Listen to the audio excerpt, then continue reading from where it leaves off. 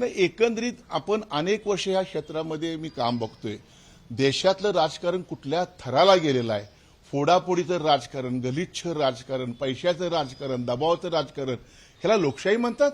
ह्या जगामध्ये हा देश एक नंबरचा लोकशाहीचा देश आज संपवत चाललेत लोक सत्तेसाठी. बरं, तुम्हाला खरोखर सत्ता पाहिजे, तुम्हाला पक्ष पाहिजे, तर आमचा तुम्ही पक्ष का चोरला, तुम्ही आमचं चिन्ह का चोरलं, तुम्ही आमचं, तर हिंमत आहे ना तुमच्यात, तर स्वतःचा पक्ष स्थापन करा, स्वतःचं चिन्ह घ्या आणि मग रस्त्यावर उतरा ना मैदानात. दूध का दूध पाणी एकदा होऊन जाऊ दे, काय असेल ते. म्हणजे आम्ही आमच्या साहेबांनी, उद्धव साहेबांनी आमचं रान तयार करायचं, पीक लावायचं, आम्ही राबायचं, आम्ही मोठं पीक करायचं, आणि तुम्ही दादागिरी जीवावर, सत्तेच्या जीवावर धमकी घालून ते पीक कापून न्यायचं. ही कुठली पद्धत चालल्या राजकारणामध्ये? हे योग्य नाही, फार अयोग्य असं माझं मत आहे. प्रचलित झालेली पाहायला मिळाली होती, खूप मोठ्या गोष्ट झाली. यंदा काय वाटतं? कारण संजय राऊत यांनी या संदर्भात ट्विट केलेलं आहे की 15 कोटीची टोकन अमाऊंट दिली गेलेली आहे, 50 कोटीचा सौदा ठरला. थेट संजय राऊत अशा पद्धतीनं नाही, मी पण ते ऐकलं मी की असं ट्विट साहेबांनी केलेलं आहे. त्यांच्या सुद्धा काहीतरी त्यांच्या सोशल त्यांना माहिती मिळाली असेल. मी त्यांना काय त्यांना नाकार देत नाही त्याला. परंतु आता मगाशी तुम्ही विचारलं तर खरोखर राजकारण म्हणायचं याला, या देशातील राजकारणाला, फोडाफोडी राजकारणाला अत्यंत घृणास्पद आणि निषेधार्थ हा प्रसंग आहे. वास्तविक आमच्या लोकांनी जाऊ नये अशी आमची अपेक्षा आहे. बरं, बॅड पॅच सगळ्यांनाच असतो, वाईट दिवस सगळ्यांना असतात, आमचे आहेत, आज आणि उद्या आमचे बदलतील दिवस. परंतु राजकीय क्षेत्रामध्ये, व्यवसायामध्ये, खेळामध्ये बॅड पॅच असतात ना. ह्याचा अर्थ आम्ही संपलोच असं नाही. उलट आम्ही फिनिक्स पक्षासारखे आम्ही उभारी घेऊ आणि पुन्हा दाखवू महाराष्ट्राला की नाही, मातोश्री आमची आहे आणि आम्हीच ते एक नंबर आहोत, ही दाखवणे आमच्यात शिवसेनेमध्ये हिंमत आहे. तुम्ही जर तर देखील रात्री गेलेले आहेत आणि तत्पूर्वी त्यांनी राजस्थानमध्ये ओम बिर्लांची देखील भेट घेतल्याची माहिती मिळते. म्हणजे घडामोडी कुठेतरी नाही, घडामोडी सुरू आहेत. अनेक वेळा ह्या चर्चा आहेत, अनेक वेळा लोक दिल्लीला जात आहेत, परत निराश होऊन येत आहेत, फायनल होत नाहीत. मग ईर्ष्या कुणावर चाललेली आहे? मुख्यमंत्री पदावर डोळा ठेवून ईर्ष्या चाललेली आहे.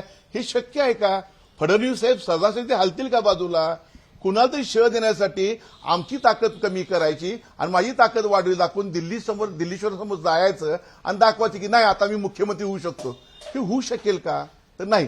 हे अत्यंत चुकीच्या पद्धतीने चाललेलं आहे आणि देश वेगळ्या दिशेने चाललेला आहे. फार घातक आहे. उद्धव ठाकरे खरं तर या सगळ्या राजकीय परिस्थितीमध्ये आपल्याच घरातील लोकांनी असं करणं हे कितपत योग्य वाटतं? फार वाईट, फार चुकीचं आहे. म्हणजे आपलं कुटुंब प्रमुख, आपले कुटुंब व्यवस्था थोडी अडचणीत आल्यानंतर कुटुंब प्रमुखाला सोडून जायचं शोभतं का ह्या लोकांना? आपला पक्ष घ्यायचं, तुमच्याकडे राबायचे, त्यांनी तुम्हाला चिन्ह द्यायचं, राजकारणामध्ये निवडणुकी ज्या ज्या गोष्टीला त्या सगळ्या करायच्या आणि तुम्ही स्वतःच्या स्वार्थासाठी तुम्ही निघून जायचं. अजून निघून गेले नाहीत तर स्वतःचे अनेक लोक निघून गेले आहेत. त्यांना जनताच भविष्यामध्ये धडा शिकेल. आणि आज आपण काय बघतोय श्रीलंकेमध्ये, नेपाळमध्ये काय बघतोय? तीच परिस्थिती काही वर्षांनी ह्या हिंदुस्थानात, या महाराष्ट्रात होईल, उहाप होईल, लोक रस्त्यावर उतरतील याची मला खात्री आहे. शेवटी शिवसेना प्रमुख, हिंदू हृदय सम्राट शिवसैनिकांचे, ते हिंदू हृदय सम्राट शिवसेना प्रमुखांचे चिरंजीव आहेत. ते खचून जाणारे नाही आहेत. लाखो कोटी शिवसैनिकांची ताकद त्याच्या मागे आहे. ते खचून जाणारे पुत्र नाही आहेत, ते पुरून उरणारे आहेत. छातीवर पाय ठेवून पुढे जाणारे उद्धव साहेब आहेत, त्याची आम्हाला खात्री आहे. गेल्या 8 दिवसाच्या गोष्टीतून काही बोलणं झालं नाही, चर्चा आमची झाली, अनेक वेळा आम्ही बोलतोय. आज सुद्धा दिल्लीत म्हणजे आमचे अनिल देसाई साहेब सचिव खासदार तिथं आहेत, संजय राऊत साहेब तिथं आहेत, सगळ्यांच्या संपर्कात आहेत.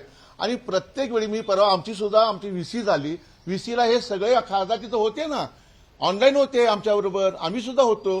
काही ठिकाणी त्यांच्या अडचणी होत्या, तिथनं ते बोलत होते. परंतु ऑनलाईन हे सगळे खासदार आमच्यावर आहेत. म्हणून मला खात्री आहेत ते आम्हाला सोडून जाणार नाहीत, हा असा माझा विश्वास आहे. एबीपी माझा, उघडा डोळे बघा नीट.